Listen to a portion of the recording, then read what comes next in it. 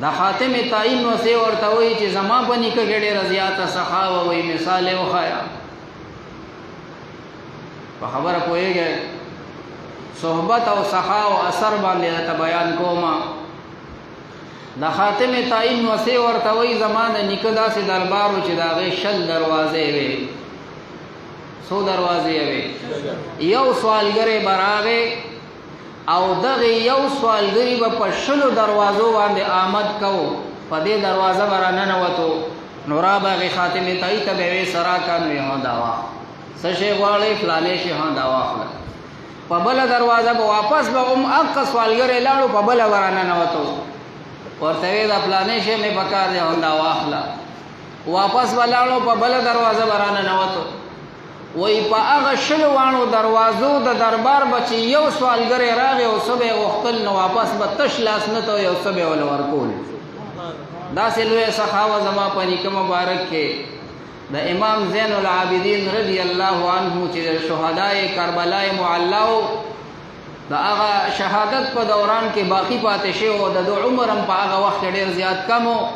محرم کې مې راته په دې تفصیلي بیانات کړي دي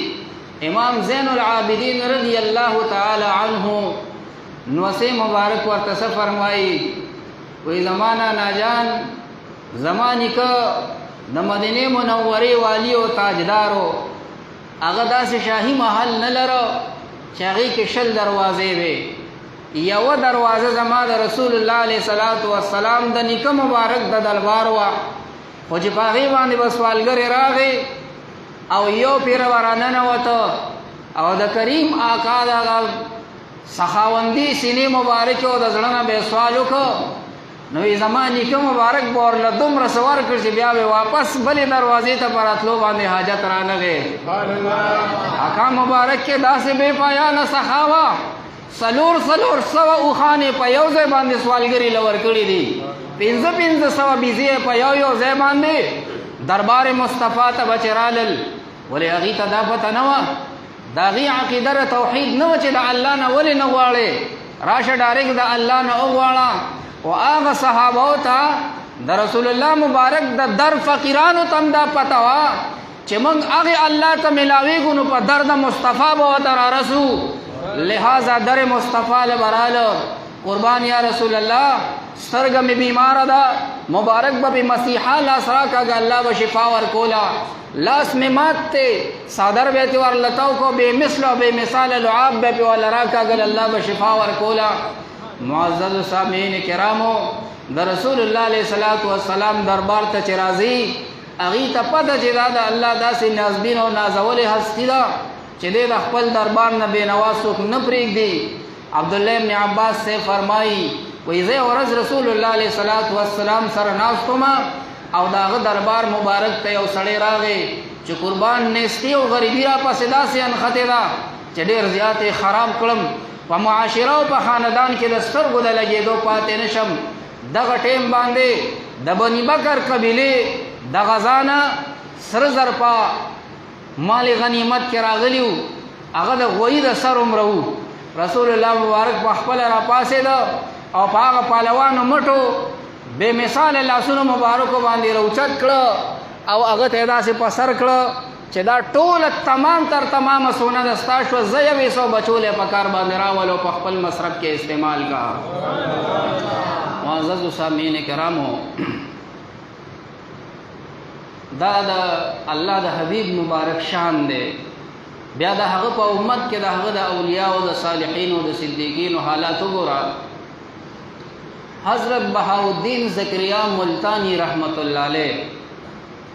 دا د ملتان یو ډېر لوی ولی الله تیر شوی دی د ده صحبت د خپل شیخ سره نسبت د خپل شیخ سره په چشتیه مبارکه کې دی چې کله وفات شو د بهاءالدین زکریا ملتانی رحمت الله علیه نه په میراث کې 4 کروڑ روپۍ چې دی نو دا پاتې شوی وی او د 4 زامنو هغه میراث چې تقسیم شو نو 1 کروڑ روپۍ د یو بچی په قسمت کې او په میراث کې ورسېدې کم بچی حسام الدین صاحب چې د هغه په مسله باندې جانشین شو نو هغه مبارک د الله د دې دوستانو یو جدا شان دی او داسې خبرې دي چې دا په دې زړه باندې گزار کوي او د انسان د حالت تبدیلی طرف ته راولي. ځکه علامہ اقبال صاحب قلندر لاہوری رحمت اللہ علیہ فرمائی نگاہ ولی میں وہ تاثیر دے کی بدلتی ہزاروں کی تقدیر دے کی. کله چې ته د الله شو د الله په دوستانو کې شامل شوې نو د انسان 15 حواس دي چې هغه د عقل او د سمع او د بصر او د ذائقې دي. نو هر یو حواس کې الله داسې بې مثاله زور واچي چې عام خلک د هغې د رولو نه عاجز وي. بیا دا د دې انسان کرامات یې بیا د اولیاو. دا بچی ورته فرمایي دا هم د چا بچی و نو د بهاءالدین زکریا ملتانی رحمت الله علیه بچی دی. هغه ورته وایي چې یو صاحب ورته وایي چې ستا په قسمت کې 1 کروڑ روپۍ ورسېدې او تا داسې په بې دردۍ باندې وویشلې په دې خلکو باندې. نو هغه ورته 2 خبرې کوي. پهلا خبره ورته دا کوي چې ما ته خپل باباجي د سخا چل خولی دی او دویمه خبره دا ده چې زما والد صاحب سره دا 4 کروڑ روپۍ پرتې وې خو د هغې باوجود هم د یاد الهي نه غافله نه دی. خپل نفس په قابو کې ساتلی او د الله په بندګۍ کې کامله بندګي چې کوم دی نو دا تېروله. لہذا ما ته خطره د دې خبرې د په ما زمانه او قرن بدل شو. که دا دومره پیسې ما له رالې نو د نفس او د غلطو خواهشاتو تابع به وګرځم نقصان به راله راکړي. د دې وجه نه مې دا پیسې زر وویشلې او تقسیم مې کړې هسې نه چې د دې مال په وجه باندې ما ته نقصان ورسي. د الله د دوستانو د نیکانو صالح